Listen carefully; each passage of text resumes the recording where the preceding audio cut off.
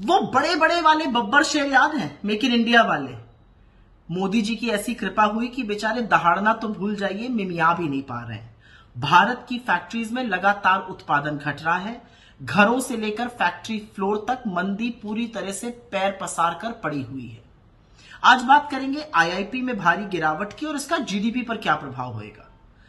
फरवरी महीने का IIP data आया है, ग्रोथ रेट मात्र 2.9%। ये 6 महीने में सबसे कम ग्रोथ रेट है। IIP index of industrial production होता है, ये दिखाता है कि हमारी फैक्ट्रीज में कितना उत्पादन हो रहा है, कितना प्रोडक्शन हो रहा है। इस गिरावट के लिए सबसे बड़ा जिम्मेदार मैन्युफैक्चरिंग, माइनिंग और इलेक्ट्रिसिटी सेक्टर है। मैन्युफैक्चरिंग जो आईआईपी का लगभग 78% हिस्सा है, उसकी ग्रोथ महज 2.9% हुई है। इलेक्ट्रिसिटी प्रोडक्शन, बिजली उत्पादन में ग्रोथ मात्र 3.6% और माइनिंग में ग्रोथ, खनन में ग्रोथ मात्र 1.6%। ये सारी चीजें मैन्युफैक्चरिंग में, फैक्ट्रीज में चाहिए होती हैं। इनकी ग्रोथ कम हो रही है, इसमें मंदी आ रही है, मतलब फैक्ट्रीज में माल कम बन रहा है।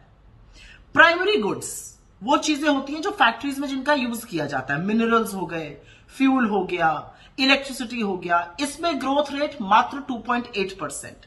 फिर इंटरमीडिएट गुड्स होते हैं, आधी बनी हुई चीजें, आधी बनी हुई स्टील हो गई, यार्न्स हो गए जिसका टेक्सटाइल में यूज होता है, केमिकल्स हो गए, इसमें ग्रोथ मात्र 1.5%। मतलब प्राइमरी और इंटरमीडिएट चीजों की डिमांड में भी कमी है।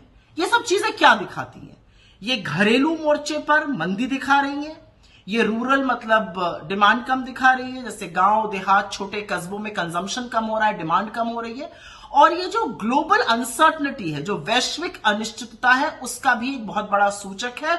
उससे ज्यादा बड़ी चिंता यह है कि ये जो ट्रेड वॉर होने वाली है दुनिया में, जो टैरिफ के चलते, उसका इन सब पर और भी बड़ा कुप्रभाव पड़ेगा।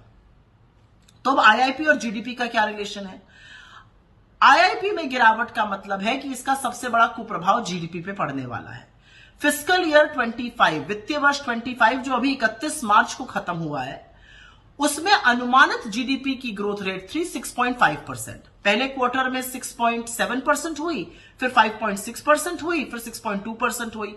अगर 6.5% ग्रोथ रेट चाहिए तो चौथी तिमाही में ग्रोथ रेट कम से कम 7.6 आनी चाहिए, जो इस समय मुश्किल लग रहा है।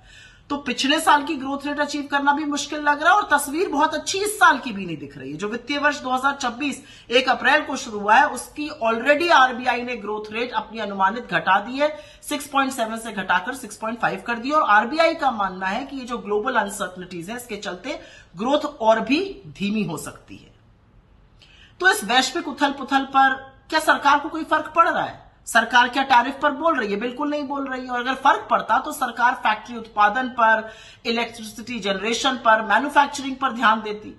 लेकिन मोदी जी का तो सारा ध्यान कब्रें खुदवाने पर है, वक्फ बोर्ड के बिल पास कराने पर है। आपका ध्यान हर जगह मुद्दों से हटाकर उस पे लगाने पर है, नहीं तो आप सवाल पूछने लगेगा। लेकिन क्या आप सवाल पूछने के लिए तैयार हैं? क्योंकि आईआईपी का कम होना, जीडीपी का कम होना महज नंबर नहीं है। यह आपकी आमदनी, आपकी आय, आपके रोजगार, आपके बच्चों के भविष्य को तय करेगा। तो सवाल इस बात का है कि क्या आप तैयार हैं सवाल पूछने के लिए?